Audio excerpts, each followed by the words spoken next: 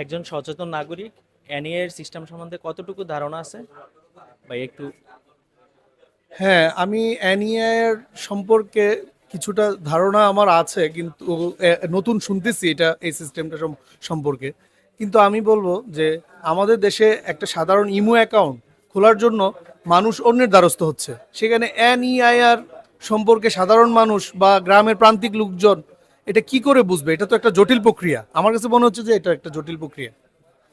আর আমরা ব্যবহৃত ফোন ক্রয় বিক্রয় করি, মার্চের 1 তারিখ থেকে ব্যবহৃত ফোন বাংলাদেশের ক্রয় বিক্রয় বন্ধ। এ আপনার মতামত কি? মার্চের 1 তারিখ থেকে ক্রয় বিক্রয় বন্ধ, এটা আসলে আমাদের, আমি ক্রেতা হিসেবে বলবো যে আমার জন্য একটা খারাপ সংবাদ। আর বিশেষ করে পুরো পৃথিবীতেই যেখানে এই ধরনের প্রি ওন্ড, এরপর রিফারবিশড এবং কিছু সেকেন্ড হ্যান্ড, এই ধরনের ফোনের বাজার রয়েছে, এখানে বাংলাদেশে এটা থাকবে না, এই ধরনের বিষয়টা তো আমার বোধগম্য না।